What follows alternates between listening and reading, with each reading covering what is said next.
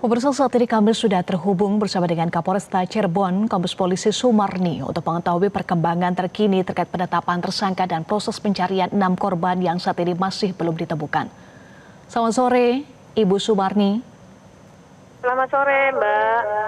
Iya, dengan Eva di studio, Ibu, Polresta Cirebon sudah menetapkan 2 tersangka, AK sebagai pemilik tambang dan AR sebagai kepala tambang. Apa peran kedua tersangka ini, Ibu?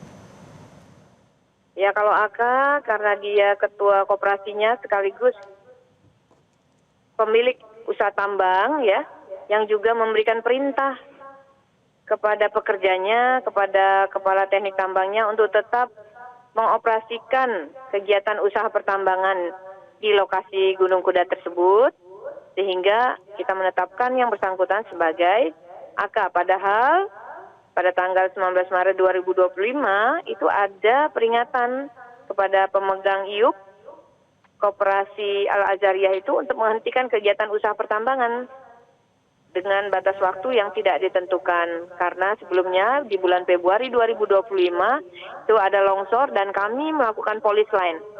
Ya, karena dari polis line yang kami lakukan bulan Februari 2025, Dinas ESDM Provinsi Jawa Barat melayangkan surat peringatan kepada Koperasi Al-Azhariyah untuk menghentikan kegiatan usaha pertambangannya. Begitu, Mbak. Sedangkan inisial AR yang merupakan kepala teknik tambang yang bersangkutan juga sama. Meskipun dia sudah memberikan saran terkait dengan adanya permintaan atau perintah penghentian usaha, tetapi yang bersangkutan tetap melaksanakan kegiatan pertambangan dengan perintah yang tadi tersangka AK tadi. Ya, artinya kedua tersangka ini tahu ada surat larangan dan surat peringatan larangan untuk kegiatan aktivitas tambang. Lalu apa yang membuat keduanya nekat, Ibu? Apakah tidak ada pengawasan atau faktor apa yang membuat keduanya tetap nekat melakukan operasional? Ya, sesuai keterangan saksi-saksi ya, keterangan tersangka juga menyampaikan bahwa ya di masyarakat sekitar di sana memang mata pencahariannya di lokasi tambang tersebut karena banyak kuli-kuli pemecah batu, kuli untuk menaikkan batu atau material ke mobil angkutan yang menggantungkan kehidupannya di lokasi tersebut. Nah, itu yang menjadi alasannya mereka. Baik, kemudian juga ada sorotan dari pemerintah Provinsi Jawa Barat yang menyoroti dampak dari penyimpangan fungsi kawasan hutan yang seharusnya dilindungi namun saat ini justru disewakan untuk aktivitas pertambangan. Sejauh mana pendalaman kepolisian terkait dengan hal ini, Ibu Sumarni?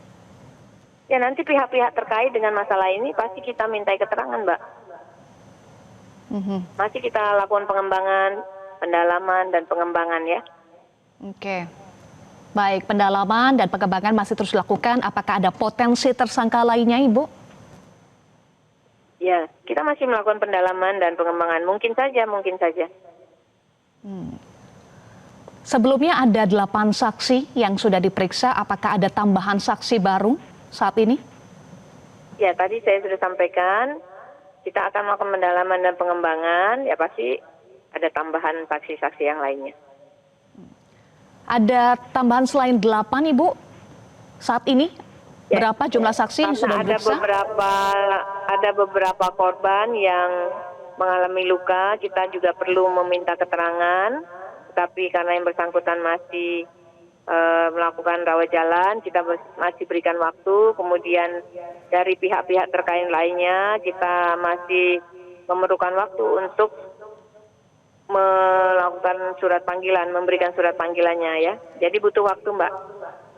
Baik, masih butuh waktu, tetapi yang pasti saat ini perkembangan terbaru 2 tersangka sudah ditetapkan dijerat dengan pasal berlapis ya. Apa ancaman hukumannya, Ibu Sumarni? Ya, seperti tadi disampaikan dalam preskon ya. Kita jerat para tersangka, kita sangkakan dengan Undang-Undang Nomor 32 Tahun 2009 tentang Perlindungan dan Pengelolaan Lingkungan Hidup, Pasal 98, itu ancaman pidananya, ancaman hukumannya paling sedikit paling singkat 5 tahun, paling lama 15 tahun, dan denda paling sedikit 5M, dan paling banyak 15M. Kemudian kita sangkakan juga dengan pasal 35 ayat 3 junto pasal 186 Undang-Undang 13 tahun 2003 tentang ketenaga kerjaan. Kemudian